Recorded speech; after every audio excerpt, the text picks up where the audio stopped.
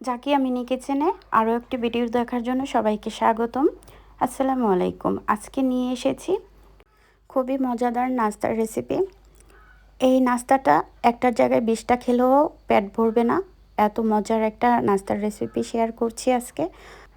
রোজ রোজ রুটি খেতে কার বা ভালো লাগে, একটু ব্যতিক্রম নাস্তার রেসিপি হলে মন্দ হয় না। আজকে থাকছে ব্যতিক্রম নাস্তার রেসিপি, চলুন তাহলে দেখে নেন।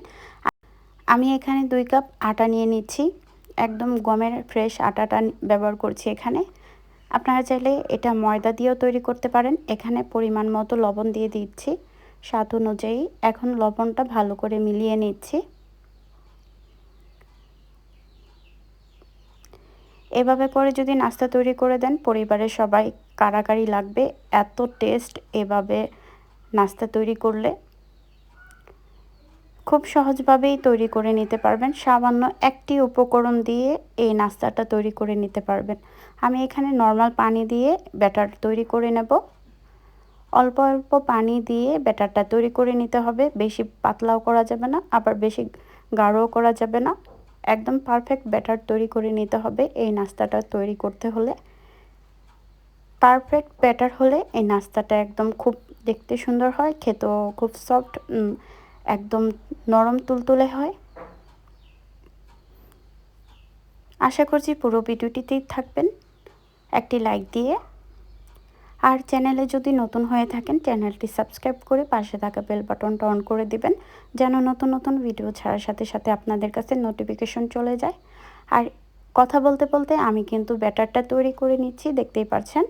একদম ভালো করে ব্যাটারটা তৈরি করে নিতে হবে, ভালো করে নেড়ে আমি ব্যাটারটা মিলিয়ে নিচ্ছি। কোনো রকম গুলটি গুলটি ভাব থাকা যাবে না, একদম ব্যাটারটা ভালো করে একদম পারফেক্টভাবে তৈরি করে নিতে হবে আমার ভিডিও দেখা প্রসেস অনুযায়ী। তো এভাবে করে বাসায় একবার হলো এই নাস্তাটা তৈরি করে দেখবেন কতটা টেস্ট হয়।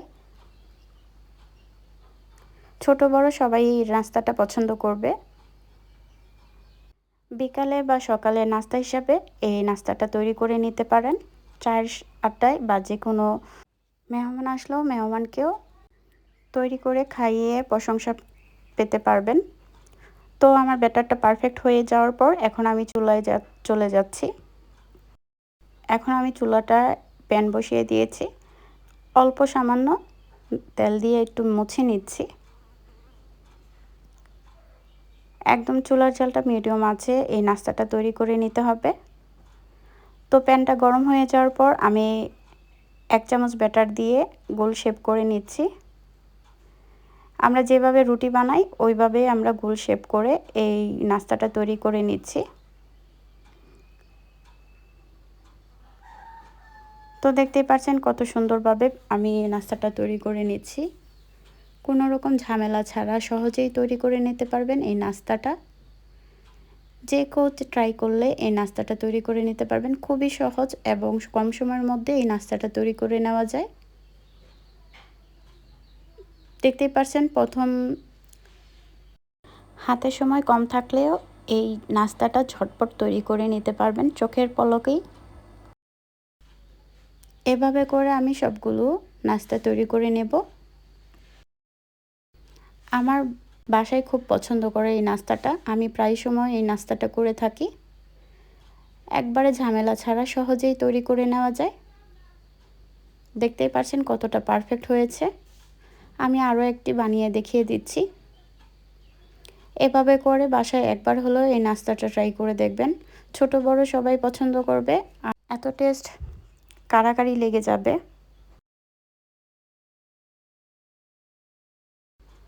তো বেশি করে বানানো ট্রাই করবেন এই নাস্তাটা, একটা খেলে মন ভরবে না।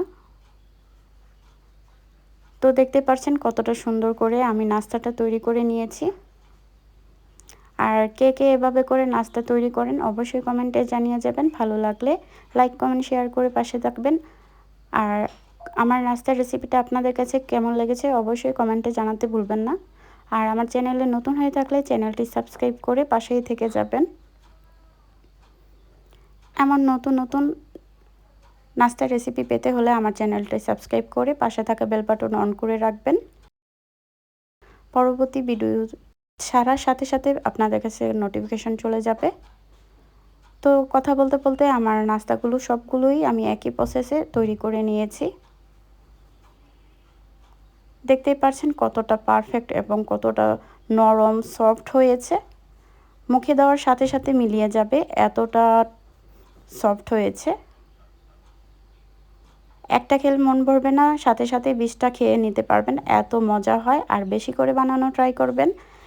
এমন মজার মজার নাস্তা রেসিপি পেতে হলে আমার চ্যানেলের সাথেই থাকবেন। আবারও নতুন কোনো ভিডিও নিয়ে হাজির হয়ে যাবো। আজকে এই পর্যন্ত। সবাই ভালো থাকবেন, সুস্থ থাকবেন। আল্লাহ হাফেজ।